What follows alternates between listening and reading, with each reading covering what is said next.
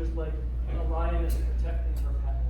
And if you were lucky enough to be part of that pack, or you knew it was better than any protection you could imagine.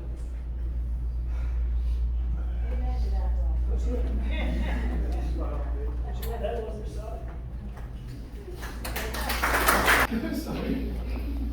And Number 3 is on. Tell me on the way. Okay. thank you. I'm Matt Ferrie.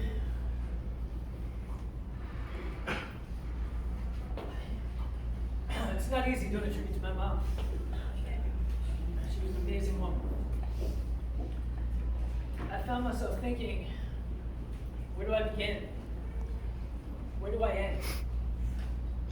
How do I do her justice in 5 or 10 minutes? What I decided to do was talk about some of the lessons she taught me.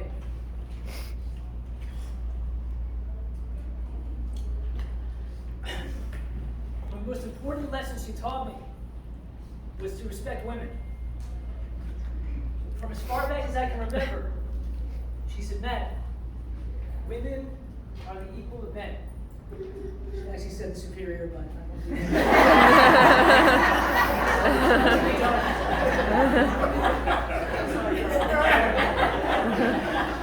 Equal of men. They're to be listened to, they're to be heard, they're to be treated with respect. You don't hit women. They have the right to have any career they want and be treated and be paid as much as any man, as it should be. As I got older, I found myself in places, playgrounds, locker rooms, bars. I'd be with a bunch of guys, and I found they didn't always talk about women that way. They were disrespectful. They bragged about abusing them and misleading them. I never understood that. It didn't make sense to me.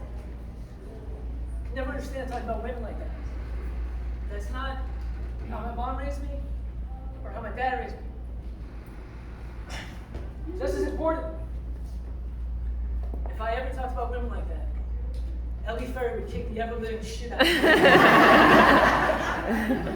Ellie Ferrie of 2 weeks ago, I'm confident, would crawl out of her bed at night to beat the shit out of me. If she ever heard that I talked about women like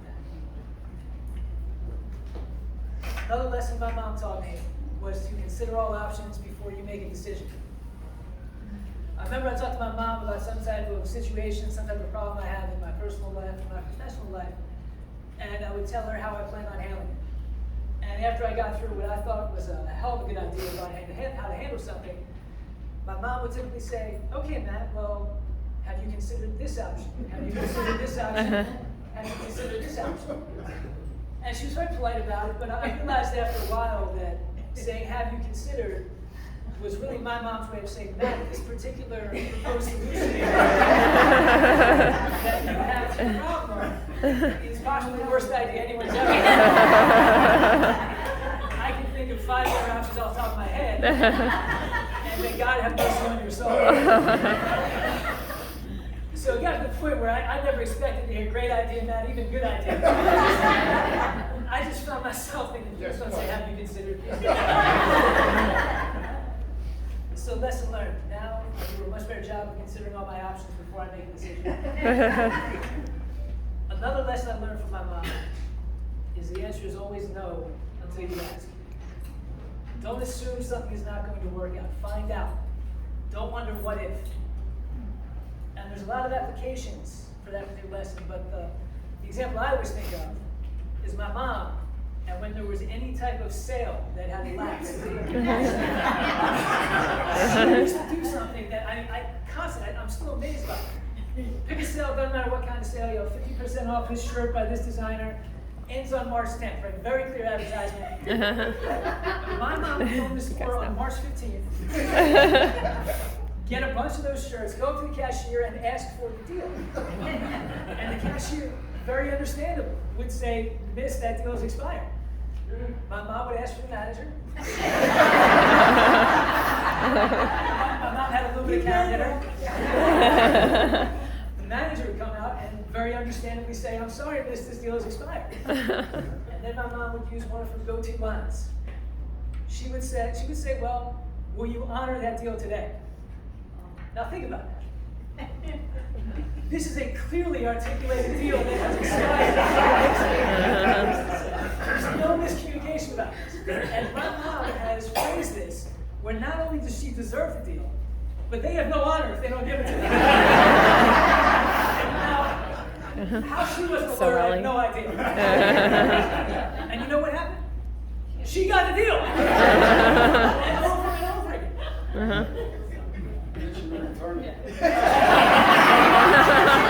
So true.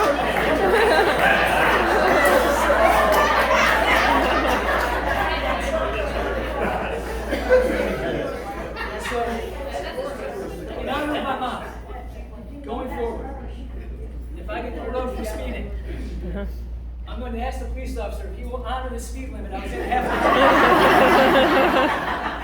hour instead of the speed limit I'm currently in.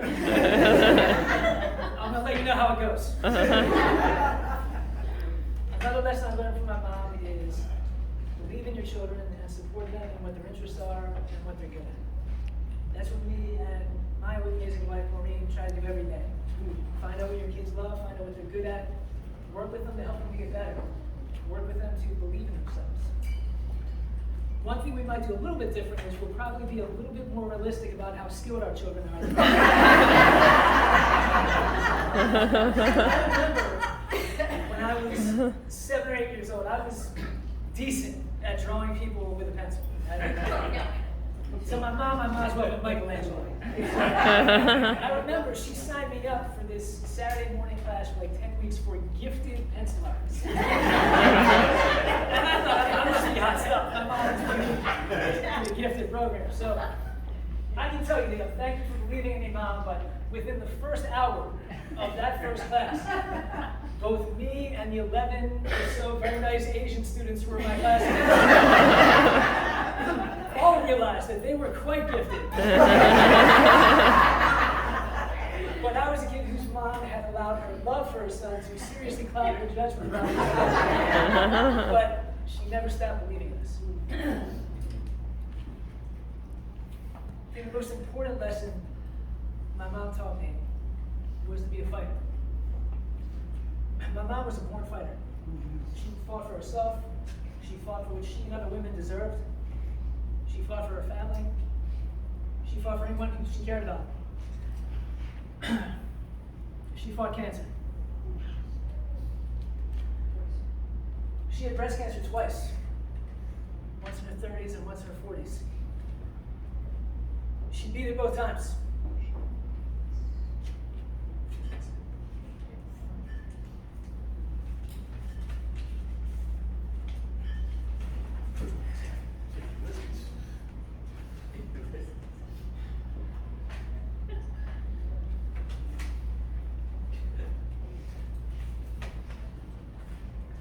She beat it both times.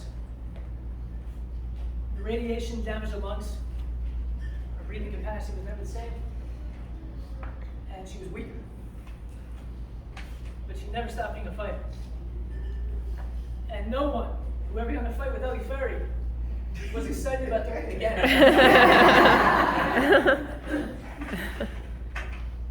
You can say my mom died of cancer. That's fair. But you make sure you say what the score was. You make sure you tell them she beat it twice. She's 2-1. She won the trilogy. And because she fought, she saw her sons grow up to be men, marry amazing women. She saw 47 anniversaries with my dad. She saw her sons be successful in their professions. She continued her personal and professional success. She continued to be a friend and mentor to countless people.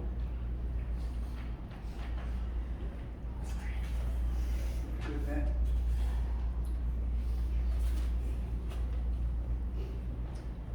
She She got to spend 12 years with her grandchildren. When I saw my mom last week in the hospital, I couldn't have a conversation with her.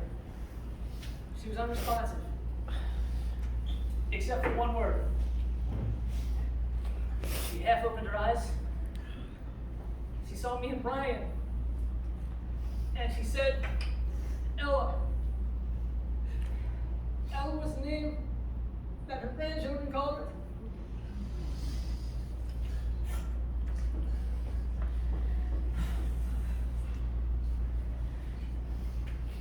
For everything wrong that was going wrong with her body, she used every last ounce of strength to tell me what was going on, to tell us what was going through her mind, to love her grandchildren.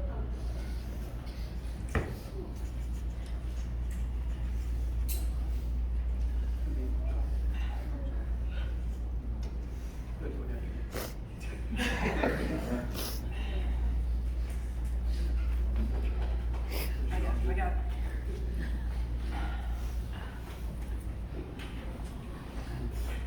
My mom lives on. She lives on in my daughter Maddie's charge. She lives on in my son Declan's empathy. She lives on in those everyday moments where we stop doing something a certain way because we know Elle would not have done it this way.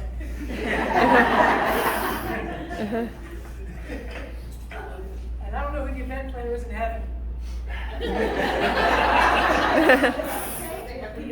I don't know them if they're doing it wrong. That was around, and she will let them know. Clearly and repeatedly.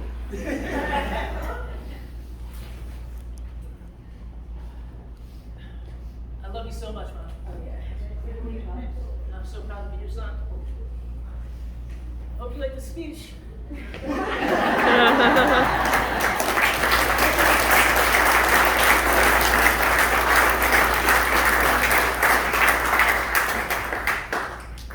I want you to know, I consider everything.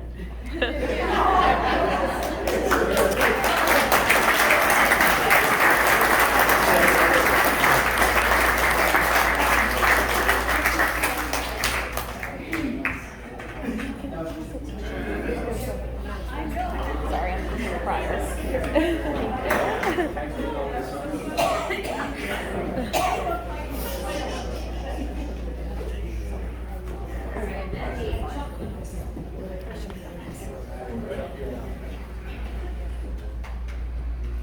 Hello everyone.